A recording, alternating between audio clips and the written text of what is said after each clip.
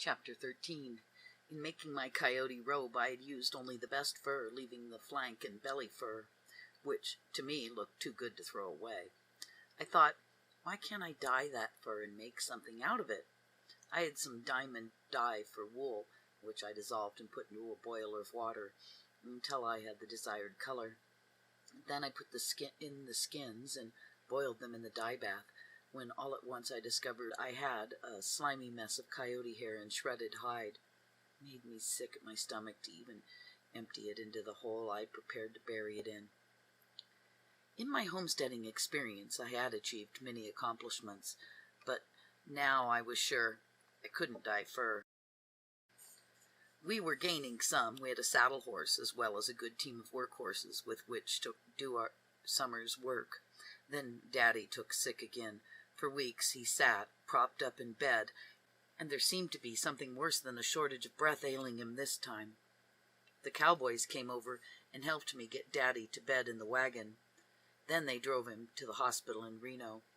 I gave them some money to buy a bill of grub to bring him back with them. Then they arrived back next night at midnight. But a cowboy never goes to town without getting drunk, and they were still mighty happy when they reached my place. They were hungry, for they had nothing to eat since breakfast, and the liquor was beginning to wear off. I invited them in, but at first they were reluctant to come in, saying, "Oh, Mom, we're drunk. You ought to kick us out." "Well, drunk or not, you look like a couple angels to me, so come in and we'll have good supper." I made a big pan of biscuits, coffee, and some fried ham and eggs. They had made a special trip to get Daddy to the hospital and brought me back supplies, so why should I care if they were a little drunk? Edson had gone to work for the PF outfit in the hayfields that year on the 1st of June, and he worked through to September, getting a man's wages of $1.50 a day. They wound up the haying at the Constantina Ranch one day at noon and were sending the wagons the next day down to the Winnemucca Ranch. Edson, knowing Daddy was in the hospital and that we would need money, was anxious to get home. He walked the whole 18 miles that afternoon instead of waiting until the next day, when he could have ridden home in the wagon. I must have had a premonition that he was coming, for at dusk I left the children alone and walked across the trail, where I met him. We sat down on a rock. He emptied out his pockets, counting out nearly $200 in gold and silver. He wanted to know if that would be enough money to get Daddy home, for he seemed to have an idea that we couldn't get Daddy out of the hospital until the bill was paid. Next morning he hitched up the team and drove proudly in after his father. He paid the hospital bill and had enough money left to buy himself a suit of clothes. In coming home, as they passed Goshi's, the old fella came out to see AJ. Next time I rode down that way, Goshi said, "How's the old man?" "Pretty good, Goshi, pretty good. He's all well now." "Good," said Goshi. "No good. He no good for nothing no more. Better off dead. Never no good no more." True, Daddy had looked as if he'd never be up and around again, and Goshi had expressed his opinion in an honest way.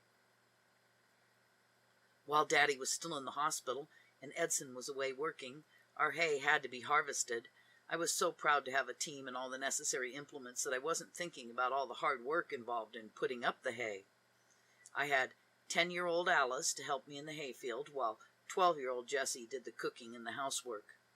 I had cut a few acres down in the lower meadow and was loading it on the wagon when the cowboy boss rode through. He stopped and said, "Mrs. Old, that looks like an awful hard job for a lady." "Well, it isn't so hard, but it's slow, and I'm afraid I'll lose some of it before I get it all stacked." "There's a whole crew of white men at the Winnemucca Ranch," he told me, "and they don't work Sundays. I know every man on the job will give you next Sunday's work. You quit hauling. Get all the rest of your day cut, raked, shocked, and ready to haul, and I guarantee that these men will come over and haul and stack it for you. I'll come with them. You get us a big chicken dinner with strawberry shortcake and whipped cream, and that'll be our pay." Sunday morning, here they came, 12 wagons and 25 men. I had only 20 loads of hay, and they had it all stacked and tied down in an hour and a half. Then they sat around waiting in the shade of the cabin for their chicken dinner. That was the only hay ever put up on our homestead that I didn't stack myself. The stack I didn't build is the one that makes the story. Dear old Goshi, what an honest, good fellow he was, a tried and true friend, as the following experience will show. Next spring, I took down with tick fever, a disease caused by the bite of a sheep-infected wood tick. It's a sickness only sheepherders are supposed to have, but I managed to get it. Until that time, I'd never spent a day in bed in my life, except in childbirth. No one realized how sick I was, least of all myself. I was delirious with the fever, and so happy I didn't notice the pain. I'd been in bed about 10 days when Goshi heard about it and came up to see me. School being out, I was sleeping in the schoolroom, away from the noise of the children. Daddy brought Goshi in there to see me. He drew up a chair close to my bed and sat down. I was almost past talking, so he just sat there and looked at me for some time. After a while, he stooped over me, ran his hands over my face. I was just beginning to break out in red bumps the size of a pea all over my body. There was no rash, just the painful bumps. "Ah," he said, "tick fever. You got tick fever, sure. Nothing else look like. Come red bumps every place. Hurt like hell. More better you go to hospital." I shook my head. He insisted, "Yes, you go. You no go, you die sure. You all same sheepherder. He come sick, tick fever. Camp tender come see, like, take him to the doctor. He no go. Next camp tender come, sheepherder dead. All same you, no go hospital, you die sure. You no got money?" I shook my head again. "No, Goshi, no money." "I give you plenty." With that, he reached in his overalls pocket and brought out 6 $20 gold pieces and pressed them into my hand. "You need more money? I give you plenty more.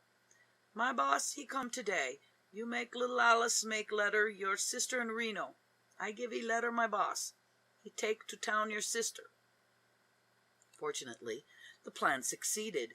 My new sister-in-law was out to the ranch in her Model T Ford the same day. Our sagebrush telegraph had worked fast.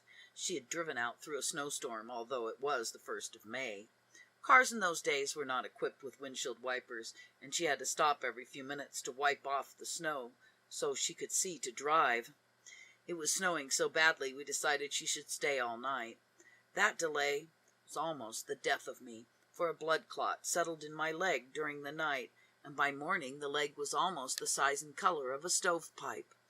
Tick fever was, at that time, 90% fatal, without the added complications of a blood clot. Next morning the skies were clear and the snow had nearly all melted. We started early, leaving behind some lonesome-looking, crying children. They all thought I was never coming back, and Daddy thought so most of all. We'd been planting potatoes when I got sick, and he didn't even bring down the unplanted sack of seed, but just let it lie up there and freeze in our late spring storm.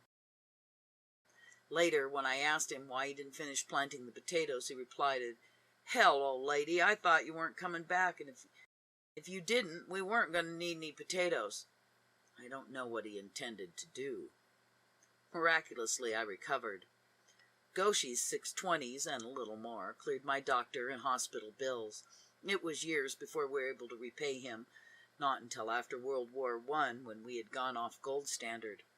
Until that time, Nevada had only used gold and silver, and a greenback was an oddity. When I finally got enough money to pay Goshi, I was so proud of myself that I was aghast when I saw the look of disgust on his face when I offered him the money. He spread the bills out with his fingers, saying, "No good, that kind of money, no good. No can bury that kind." Never had a bank account, preferring to bury his money. "Me want gold," he insisted. "You go bank, government got plenty gold." I simply could not make him understand that all the country's gold was locked up in a vault. He just kept looking at those paper bills, saying, no good for nothing." Then, looking straight at me and holding the bills in his hands, he said, "No good for nothing. Why, pias is all." From the look of disgust on his kind old face, I knew that's what he really thought. Finally, though, he stuck the bills in his pocket.